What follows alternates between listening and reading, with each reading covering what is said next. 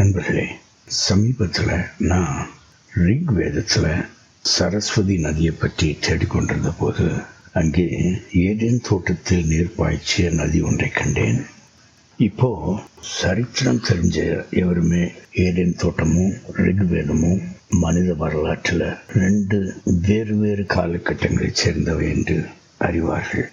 உண்மையில இந்த 2 காலகட்டங்களுக்கும் இடையில் நடந்த மனுவின் மகா ஜலப்பிரளயம் என்ற நோவாவின் பெருவெள்ளம் பூமியின் முகப்பரப்பை முற்றிலுமாக அழித்து விட்டிருந்தது.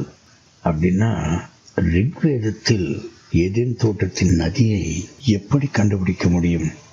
இதுல உண்மை என்னவென்றால், வெள்ளத்துக்கு பிறகு முக்கிய நதிகளுக்கு ஏதேன் தோட்டத்தின் நதிகளின் பெயரை வைப்பது ஒரு வழக்கமாக போய்விட்டிருந்தது.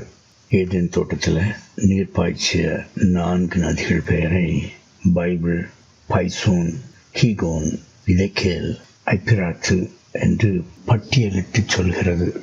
அவற்றில் கீகோன் ஆப்பிரிக்காவை சேர்ந்தது.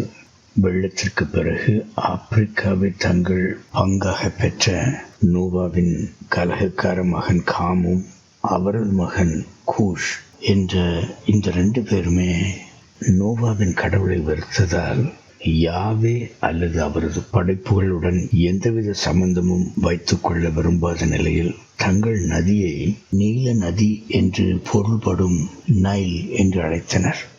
மெசபொட்டோமியாவில் ஏதேன் நதியான, அதான் அந்த தமிழ்ல ஐபிராத்துன்னு போட்டிருக்கிறாங்களே, அதே பெயரான யூப்ரட்டிஸ் அப்படிங்கிறத அப்படியே வச்சுக்கிட்டாங்க. ஆனால் இதெக்கேல் அப்படின்னு ஒரு நதி போட்டிருந்தாங்கல்ல, அது ரொம்ப குறுகலாகவும் ஒரு புலியை போல வேகமாக பாய்ந்து ஓடியதாலும் டைக்ரிஸ் என்று அழைத்தனர்.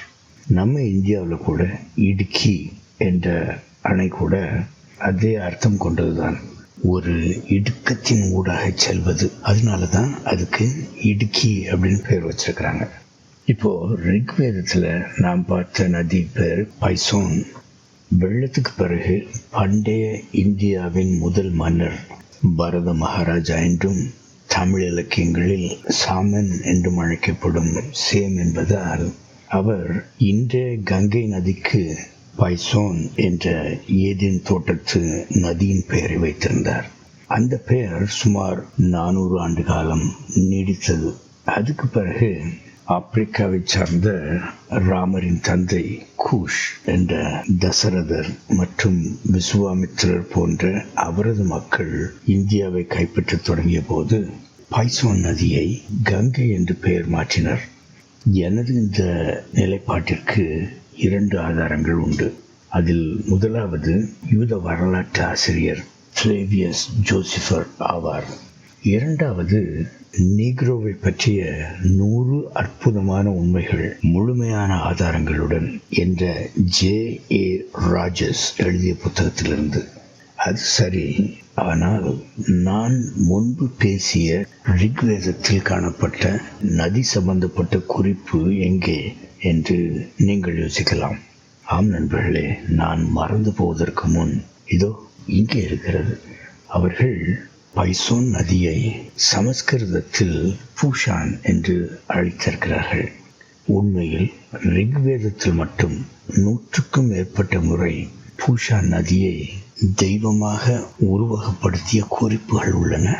ஏனென்றால் இந்தியாவில் ஆறுகள் தெய்வங்களாக குறிப்பிடப்படுகின்றன என்பதை நீங்கள் அறிவீர்கள்.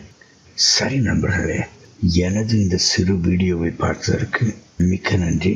மீண்டும் உங்களை மற்றொரு வீடியோவில் சந்திக்கும் வரை நன்றி, வணக்கம்.